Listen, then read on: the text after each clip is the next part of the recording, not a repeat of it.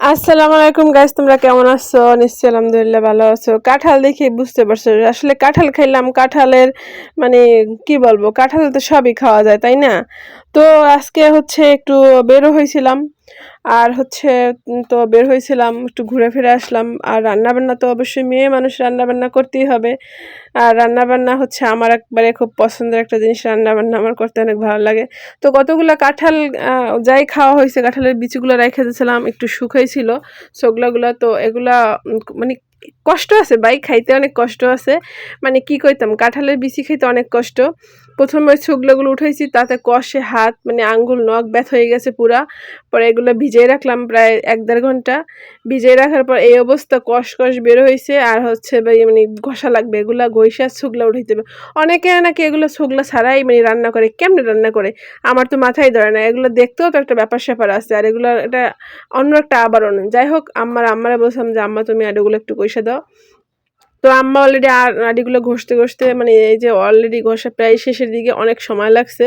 কাঁঠালের বিচি খাইতে হলে অনেক প্রসেসিং কইরা তারপর কাঁঠালের বিচি খাইতে অনেক স্বাদ, বাট কষ্ট করতে হবে। এটা মানে সিরিয়াস কষ্ট অনেক। মানে হাতের অবস্থা খারাপ হয়েছে। লাস্টে আম্মা আর আমি দুইজনে যুদ্ধ কইরা এটা প্রসেসিং কইরা তারপরে এই যে এখন আবার মাঝখান দিয়ে কাটা লাগবে, নাহলে কারণ মোটা মোটা সেদ্ধ হইতে।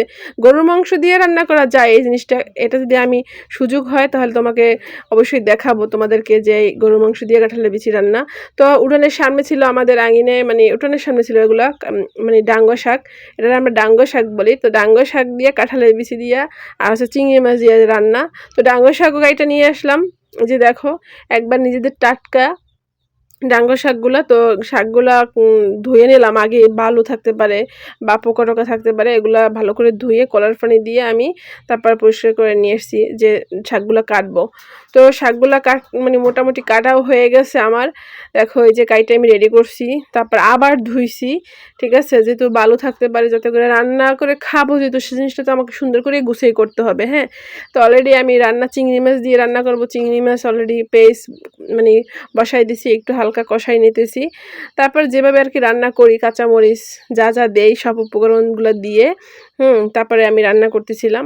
আর আজকে তোমাদের সাথে আরেকটা গল্প করি। গল্পটা হচ্ছে আমি রান্না বান্না করি, যাই করি, জিরমি আল্লাহ আমাদেরকে খাওয়ায়।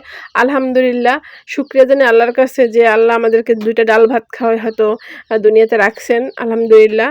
তো এই শাকসবজি রান্না করে হচ্ছে আমাদের প্রতিদিনের ডেইলি ব্লগ দিচ্ছি তোমাদেরকে।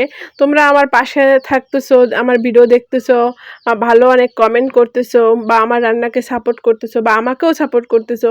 এজন্য আমি তোমাদের কাছে অনেক কৃতজ্ঞতা এবং দোয়া করি তোমরা সবসময় আমার পাশে থেকো। তো কাঁঠালের বিচি অলরেডি হচ্ছে এই যে কষানো হয়ে গেছে। কাঁঠালের বিচিটা আমি প্রথমে কষাই নিয়েছিলাম চিংড়ি মাছ দিয়ে। আর কিছুক্ষণ জাল করার পর হচ্ছে যে আমি দেন মানে এই যে দেখো কষানোর একেবারে শেষ পর্যায়ে, তখন আমি ভাবলাম যে এখন ডাঙ্গোটা মানে হালকা একটু ঝোল দিতে হবে আগে। হ্যাঁ, তো এই যে হালকা একটু ঝোল দিয়ে দিছি, যাতে করে আমি আর ডাঙ্গোর শাকের পর আর ঝোল দেবো না। যখন ঝোলটা একটু মানে উতলে উতলে আসছে, তখন আমি আবার হচ্ছে শাক দিয়ে দেব। তো শাক, এই যে দেখো শাক অলরেডি দিয়ে দিয়েছি, শাক আর ডাটা একসাথেই ছিল। তো এগুলো দেওয়ার পর মানে রান্না করতেছি। আর এই শাকের সাথে রান্না কখনো হলুদ তোমার যত দাও তুমি রং আসবে না, কারণ শাকের যে একটা রং এটাই হচ্ছে দেখাবে, বাট তোমার এই যে দেখো কখনোই হবে না, বাট এভাবে হবে। অনেকে তরকারি দেখতে বলে যে এভাবে কেন, রং তো কম হয়েছে, কিন্তু না, এটার রং এভাবেই হবে। হ্যাঁ, এখনো তো আমার রান্না কমপ্লিট হয় নাই। যাই হোক, কথা বলতে বলতে শাকের রান্না আমার প্রায় শেষের দিকে। তোমরা আমার পরিবারের সাথে আছো।